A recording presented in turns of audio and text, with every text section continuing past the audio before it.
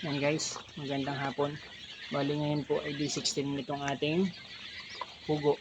Mapapansin nyo po, nakataas ito tapos mga walang ilaw pero may takip kasi matataas na po siya ng lumipad. Bubuksan po natin ang takip. Yan po sila oh, ang ganda. Ang bibilis lumaki. Day 16 na po. Naglulundagan po kasi at saka naglilipadan kaya may takip. Hindi pwedeng wala. Ay, bibilis na lang tumukha. Kita nyo po oh, puno na. 150 po isang pitak na ganito. Isang kwarto, 150.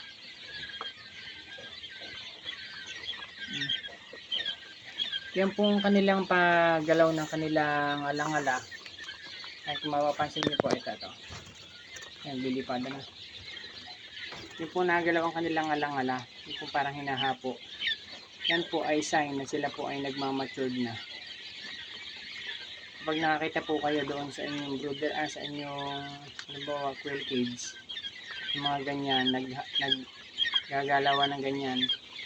So yan po ay matured na. Ibig sabihin malapit na yan mga itlog.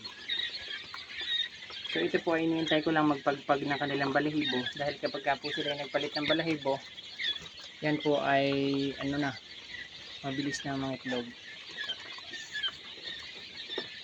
Lalaki na po agad.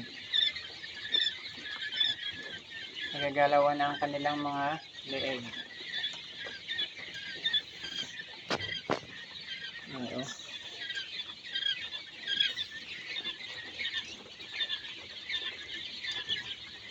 So maganda po yung sila yung nahahanginan kasi pag nahahanginan, nagpapalpagan po. Nagpapaltan yung kanilang balahibo. Hindi ko po pwedeng itaas. Tinataas ko lamang po yan. Plywood. Pero ito pag tinanggal na ko hindi aari.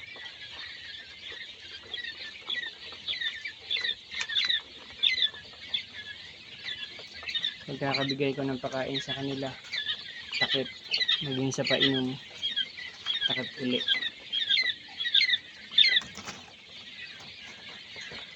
Check natin itong mga ito. Hindi sila itong mukha.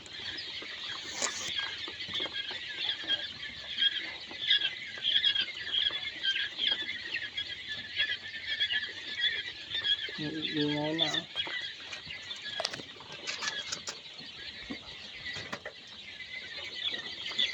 Binigyan ko sila umaga, tanghali, hapon.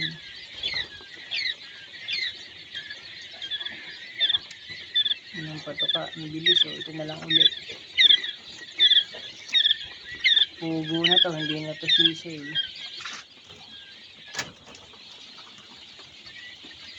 Ayo, ang ganda. Mga tayo ng isang sampol.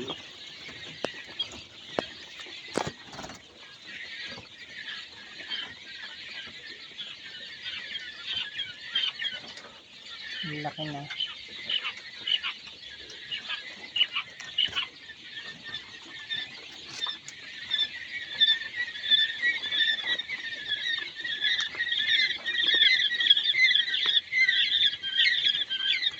Lalakas na lang muna eh. Ito ko na lamang po ang kabilis o kadali pagbubrod ng pugo.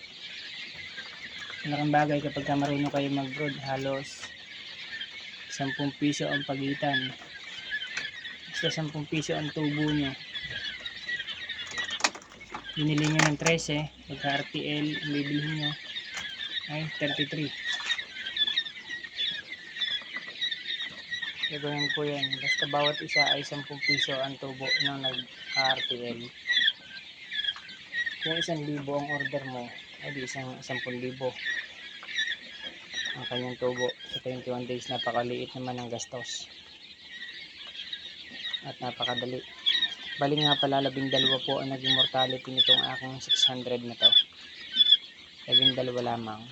Maraming salamat po. Happy farming everyone.